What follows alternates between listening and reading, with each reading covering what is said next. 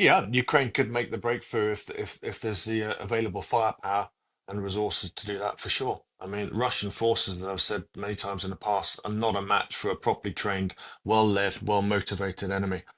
I think the Ukrainians could punch through if they have the opportunity. What we don't want to see here is a wasted opportunity. We don't want to see the Russians running out of steam, reaching that point of culmination, as I mentioned before, and then being given an opportunity to dig in where they now are, just like we saw before the counterattack in the summer of 2023. If a counterattack is going to happen, it needs to happen when an enemy is just about run out of steam or running out of steam and doesn't have the opportunity or the resources to do anything about it. You were saying to me that the unwillingness to fight sometimes is overreported in the Western media, and the lack of will to be mobilised. And there is a report in the Kiev Independent that's saying that it is failing. There's a fierce opposition to enforced enlistment, with nearly 6 million Ukrainian men not having updated their details at enlistment centres.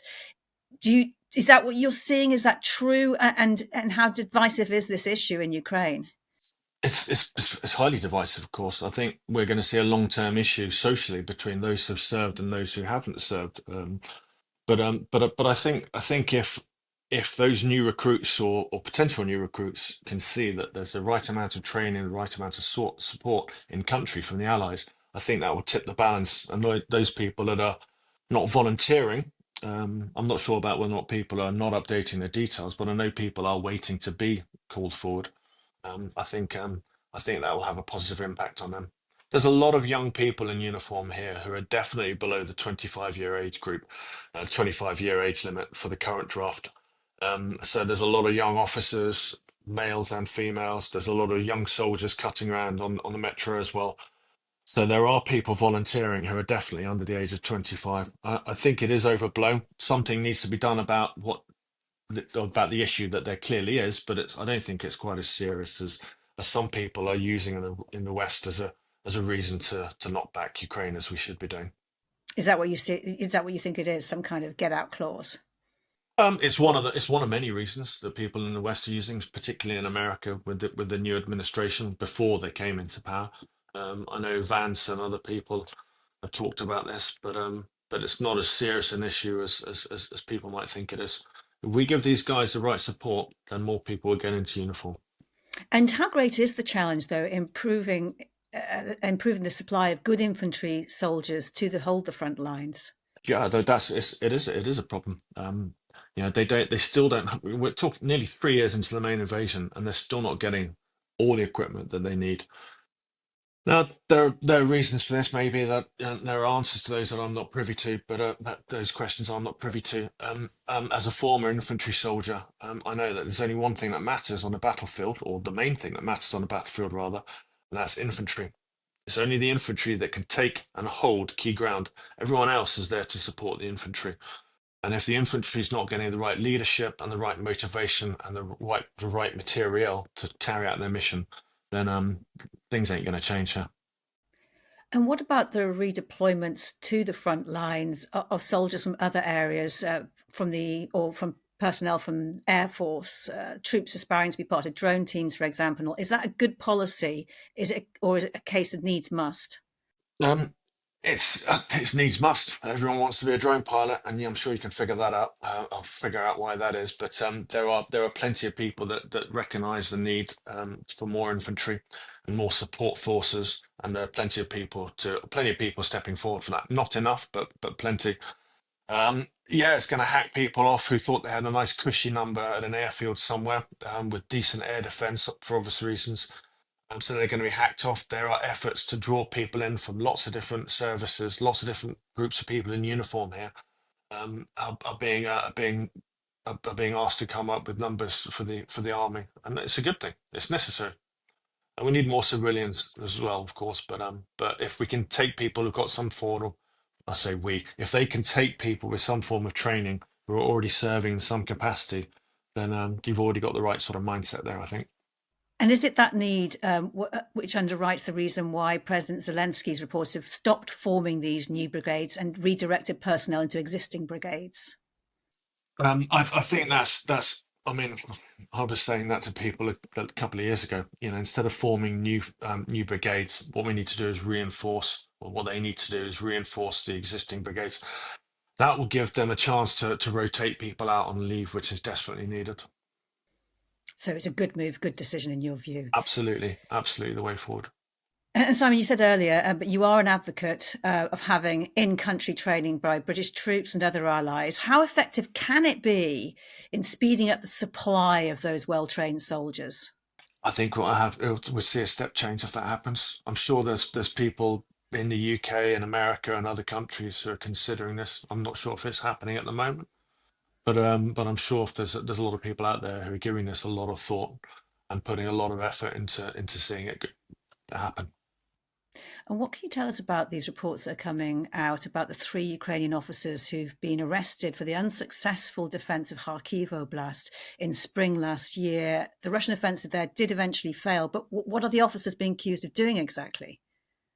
Wasting resources and not taking the right decision, making the right decisions in the face of the enemy. That's my understanding from reading things in the press. You know, I'm a civilian, I'm a businessman. I've got no involvement with the armed forces of Ukraine. So I can only comment on what I read in the papers, just like you guys. I don't really want to comment on that too much anyway, because it's an ongoing investigation. It's my understanding that in some areas not nearly enough has been done to fortify the ground for frontline troops, either to fall back to or even further back in strategic defence lines. A lot of work is being done here. Ukrainians are spending a lot of money and doing the right thing in a lot of places, but there are some areas where maybe it should have been done a little bit differently. Okay, so we're not talking specifically about these arrests at all, but anecdotally, are you hearing about these kind of problems elsewhere along the front line then? There's so many guys and girls serving here that you're going to have bad apples in some places. Now, I'm not sure if these guys are actually bad apples, or if they're just being blamed for something. As I said, I don't want to get dragged into that rabbit hole. But yeah, there's so many people in uniform here. You're going to get some people making mistakes and maybe doing things that they shouldn't be doing deliberately. So you know, you're only going to hear about the bad things and not probably not as much about all the successes and the right behaviours. And Ukraine has recently proven that it can mount repeated long range attacks against Russia's fuel production and chemical industry. How much effect is that having? Yeah, that's very impressive. I mean, they're using technologies that they've developed here themselves. They're also using technologies that were developed in the West a good couple of decades ago, certainly in the maritime sector. And they're putting funds from the West to good use. They yeah, I think they should be hammering away what they can. We've seen the effect that hammering away at the logistic nodes has had on the supply lines for ammunition for frontline Russian troops, in particular artillery ammunition.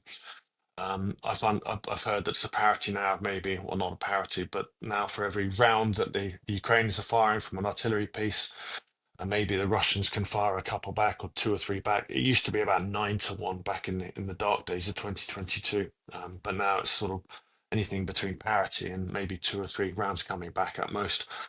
So yeah, to answer your question, if there are other ways of hurting the Russian war economy, and that's what we're talking about here, hitting the oil supplies is going to have an impact on their war economy, then yeah, it can only be a good thing. Looking forward to when the fighting actually stops, President Zelensky has outlined this week the kind of security guarantees that he wants Ukraine to have, that he says Ukraine needs at least 200,000 European peacekeepers in the event of a ceasefire. Is that realistic? Not at all. No, I don't think that's at all realistic. It's a lovely thing to talk about, and there's a lot of Wiltshire warriors and armchair generals around the world who are probably making a living out of writing commentary for papers and going online, just like I'm doing now, but not getting paid for it. Who are yeah, they're talking about peacekeepers in boots on the ground and all that sort of stuff. That is pie in the sky right now, I think. Yeah, what we got to remember here is, you know, one of the things Putin has been talking about. The little man in Moscow has been bumping his gums about not having any NATO troops or about NATO getting too close to Russia. I mean, it's a fact that that was never said in a conversation with Gorbachev, that NATO will not come further towards Russia. Gorbachev said that many times. You know, he said we never had that conversation. NATO never said that. So that's a zombie fact. It's still walking, even though it's been proved to be dead. But the little man in Moscow has talked about NATO troops in Ukraine, and NATO joining Ukraine being one of the reasons for them invading. I mean, he's come up with many reasons for invading as we know, but that's one of the main ones for him. And I think if he were allowed to allow that to happen in the form of peacekeepers, so peacekeeping troops from NATO members, so not necessarily under a NATO flag, but from NATO membership countries, if he were allowed that to happen, then I think he'd be getting a Makarov migraine or a cup of polonium flavored tea pretty quickly. So you're saying that he's never going to accept this, do you think, or he can't possibly accept it? I don't think it would be good for his health. No, no, I don't. I think it. This is one of the main reasons. One of the things he's been forcing down the throats of the people in Russia. We went into Ukraine to stop NATO troops entering, stop Ukraine from being a NATO member, and therefore obviously to stop Ukraine and NATO troops entering into Ukraine. If he suddenly allows 200,000 people, a good percentage of which are going to be from NATO member countries, to waltz in as part of a peacekeeping force, then he's just going to be contradicting one of the things that he's been telling all his people. And as I said, I don't think that's going to be good for his health. Someone even more hawkish than him will obviously have something to say about that, probably. The new US Secretary of State, Marco Rubio, has spoken of ending the war in a way that is sustainable, so it doesn't resume in a few years' time. And he also spoke for the need for stability. Is there, in the light of what you just said, an enduring end to the war without the complete battlefield defeat of Russia? Uh, I don't know. I doubt it, to be honest with you. Putin and Russians in general are not the sort of people that ask for more than they actually want. They ask for something and they expect to actually get it. So I don't think all the demands the maximalist demands and aims that he's spoken about so many times that some people seem to forget or to choose not to adhere to or to listen to. Um, I don't think we've seen any evidence of him climbing down from any of those. I mean, Christ, Lavrov was saying the other day, he even used the words, the country that is currently known as Ukraine. These are combat indicators that are screamingly obvious for all those people that want to see them, or who can see them. So as far as Mr. Rubio is concerned, I think we're going to see fewer comments or hear fewer comments like the one you just mentioned there from him, from the likes of Rubio and President Trump and others. I think we're probably in a period now in the new administration where they will continue saying what they were saying to before the election, but it'll gradually decline. And then now that they're in power, they're going to get a lot more exposure to the grown-ups in the DoD and State Department, and I think we'll see a rhetoric change. They're in power now. They don't have to. They don't have to say what they were saying before the election. They don't have to do it either.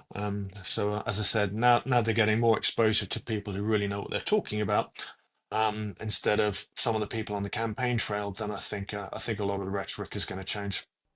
You've been watching Frontline for Times Radio with me, Kate Chabot. If you'd like to be the first to get exclusive content, you can sign up for membership with the link below. You can also listen to Times Radio for the latest news or read it on thetimes.com. My thanks to our producer today, Louis Sykes, and to you for watching. Bye for now.